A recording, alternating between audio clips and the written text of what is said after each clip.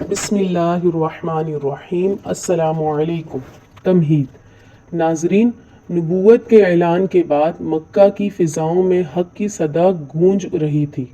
یہاں قریش کے سردار اس آواز کو دبانے کی کوشش کر رہے تھے، وہیں کچھ ایسی پاک باز ہستیاں بھی تھیں جن کے دل نور ایمان کے منتظر تھے۔ ان میں سب سے اہم اور معزز نام حضرت ابوبکر صدیق رضی اللہ تعالی عنہ کا ہے، جنہیں مردوں میں سب سے پہلے ایمان لانے کا شرف حاصل ہوا۔ آج کی قسط میں ہم ذکر کریں گے کہ کس طرح ایک سچے دوست نے اپنے دوست کی نبوت پر مہر تصدیق ثبت کی، اور پھر کس طرح ان کی محنت سے مکہ کے بڑے بڑے نوجوان اسلام کے پرچم تلے جمع ہوئے۔ سفر یمن اور راہب کی بشارت۔ حضرت ابوبکر صدیق رضی اللہ تعالی عنہ تجارت کے سلسلے میں یمن کے سفر پر تھے۔ وہاں آپ کی ملاقات ایک بوڑھے اور صاحب علم راہب سے ہوئی جو آسمانی کتابوں کا ماہر تھا۔ اس راہب نے حضرت ابوبکر صدیق رضی اللہ تعالی عنہ کو دیکھ کر ان کے بارے میں چند نشانیاں پوچھیں، اور پھر ایک ایسی بات کہی جس نے آپ کے دل پر گہرا اثر کیا۔ اس نے بتایا کہ حرم مکہ میں ایک نبی کا ظہور ہونے والا ہے، اور تم ان کے سب سے بڑے مددگار اور وزیر ہوگے۔ یہ بشارت حضرت ابوبکر صدیق رضی اللہ تعالی عنہ کے ذہن میں نقش ہو گئی، اور وہ مسلسل اس سچے نبی کی تلاش میں رہنے لگے۔ مکہ واپسی اور پہلا سوال۔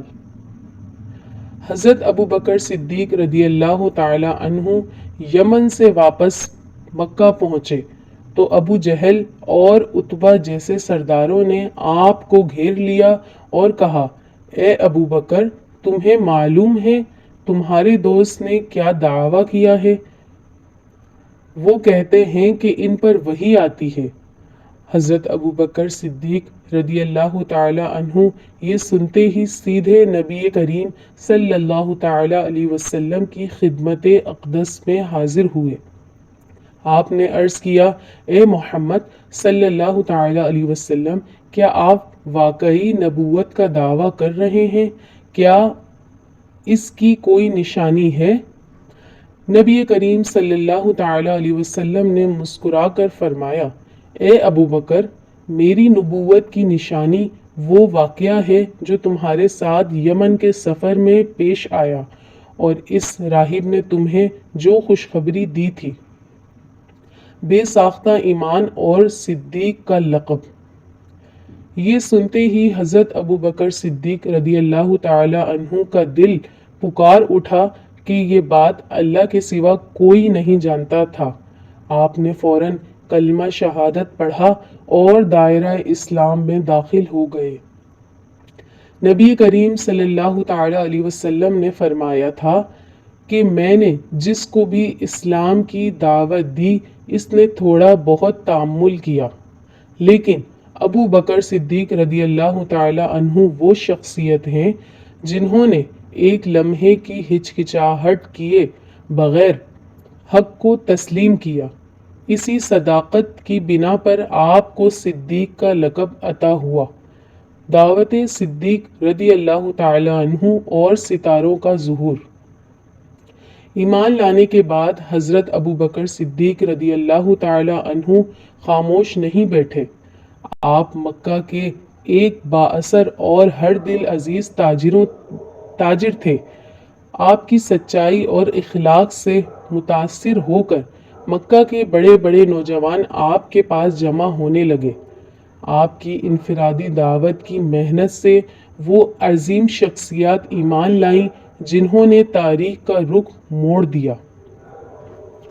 سب سے پہلے حضرت عثمان بن عفان رضی اللہ تعالی عنہ ایمان لائے، پھر حضرت زبیر بن عوام رضی اللہ تعالی عنہ نے اسلام قبول کیا۔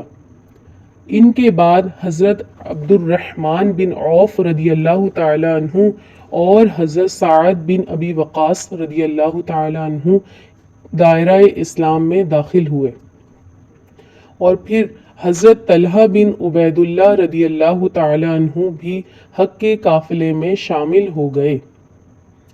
یہ وہ 5 جلیل القدر صحابہ کرام رضی اللہ تعالی عنہ تھے جو تنہا حضرت ابو بکر صدیق رضی اللہ تعالی عنہ کی محنت سے ایمان لائے اور سب کے سب عشرہ مبشرہ جنت کی خوشخبری پانے والوں میں شامل ہیں۔ اختتامیہ۔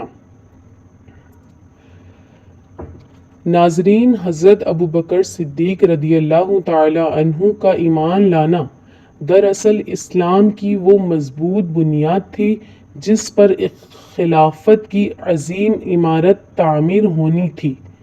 ان کی محنت نے مکہ میں حق کی آواز کو اس قدر طاقتور کر دیا کہ اب باطن کے لیے اسے دبانا ممکن نہ رہا۔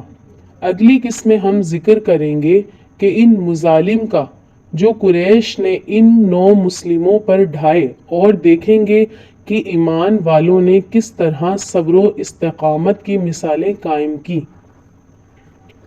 اگر آپ کو یہ ایمان افروز واقعہ پسند آیا ہو تو ویڈیو کو لائک کریں اور حضرت ابو بکر صدیق رضی اللہ تعالی عنہ کی محبت میں کمنٹس میں رضی اللہ تعالی عنہ ضرور لکھیں۔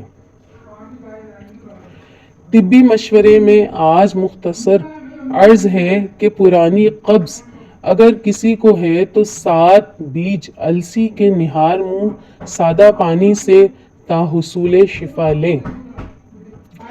ملتے ہیں اگلی ویڈیو میں،